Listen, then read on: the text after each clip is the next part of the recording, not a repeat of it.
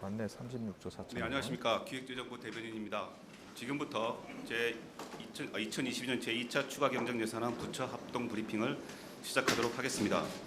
금번 브리핑에는 추경호 경제부총리, 장황근 농림부 장관, 이기일 복지부 2차관, 조주현 중기부 차관, 최상대 기재부 2차관께서 참석하셨습니다.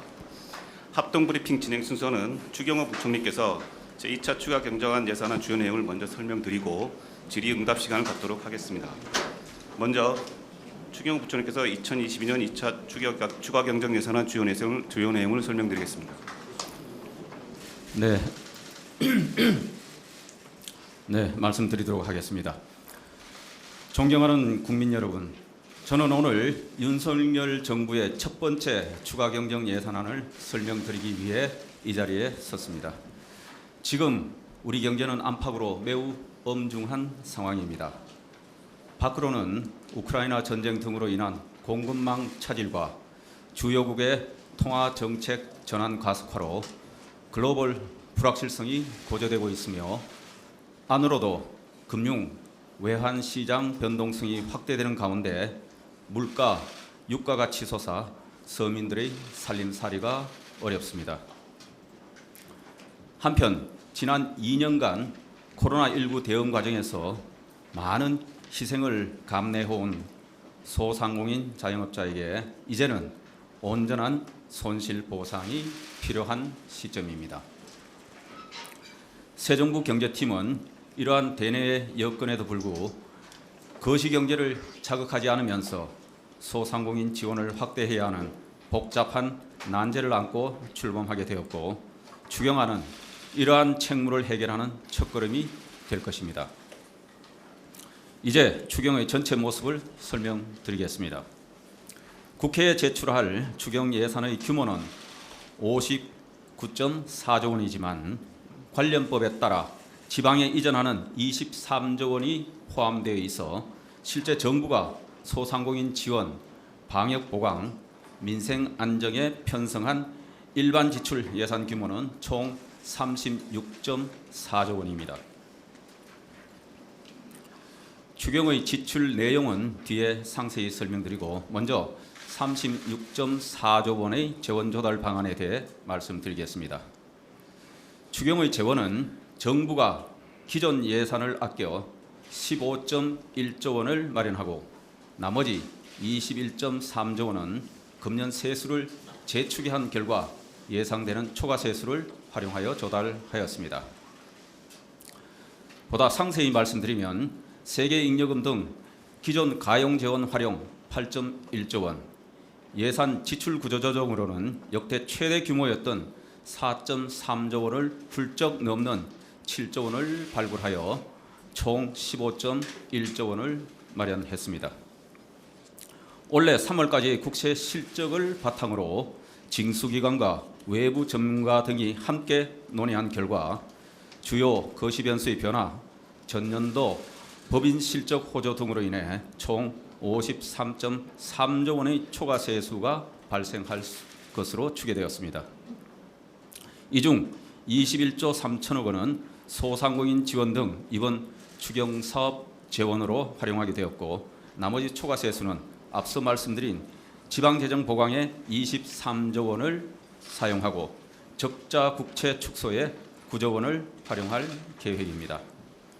이렇게 추가 국채 발행 없이 추경안을 마련함에 따라 금리, 물가 등 거시경제에 미치는 영향이 최소화될 것으로 판단되며 국가 채무 비율도 GDP 대비 50.1%에서 49.6%로 개선될 전망입니다.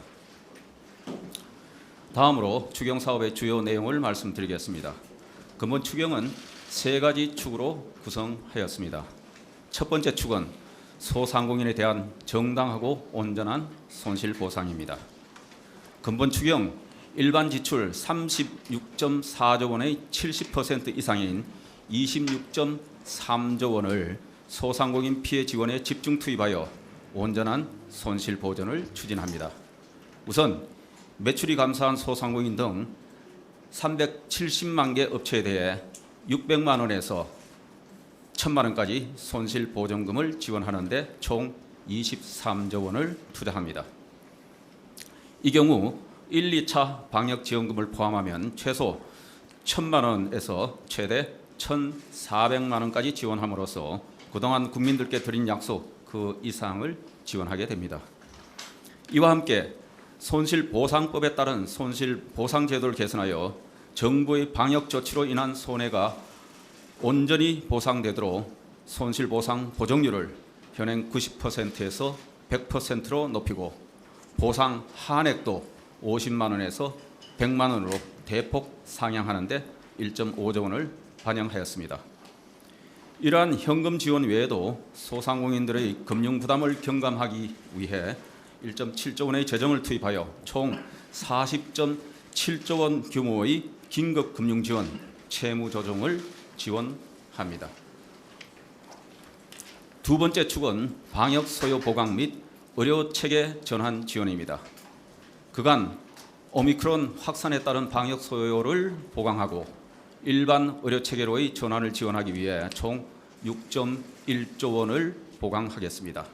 먼저 진단 검사비 1.6조 원, 격리 입원 치료비와 생활 지원비, 유급 휴가비 1.9조 원 등의 총 3.5조 원을 반영하였습니다. 또한 먹는 치료제 100만 명분 추가 확보 등의 8천억 원, 충분한 병상 확보 등의 1.7조 원을 투자하겠습니다.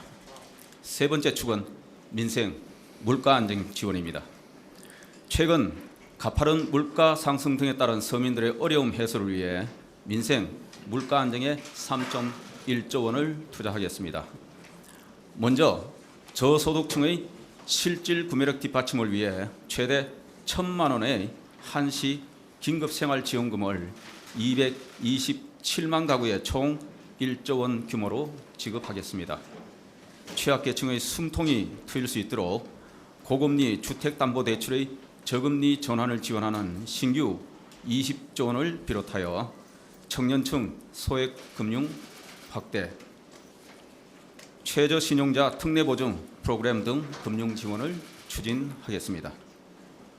다음으로 총 1.1조 원을 편성하여 소상공인 외 취약계층인 특수형태 근로종사자, 법인택시, 버스기사, 문화예술인 등의 고용과 소득 안정을 지원하겠습니다. 농축수산물, 비료, 사료 등 물가 상승으로 인한 가계, 농어가 등의 부담 완화를 위해 3천억 원을 투입하겠습니다. 최대 575만 명 수준의 농축수산물 할인 쿠폰 지원 규모를 2배 이상 확대하여 서민들의 생계 부담을 완화하고 비료 가격 인상분의 80%를 보전하기 위한 소요도 반영하였습니다. 이에 더해 국민 생활과 밀접한 밀가루 가격 안정을 위해 가격 상승 소요의 90%를 정부와 기업이 함께 부담하겠습니다. 존경하는 국민 여러분, 앞서 말씀드린 바와 같이 우리 경제는 물가 상승과 경제 회복세 둔화, 글로벌 리스크 심화 등 삼중고 앞에 서 있습니다. 윤석열 정부의 경제팀은 근본 추경을 시작으로 국민들과 함께 당면한 위기를 반드시 극복하겠습니다. 한시가 급한 상황입니다. 소상공인 등 피해계층 분들은 이미 생계의 위협을 넘어 생존의 위협에 이르렀습니다.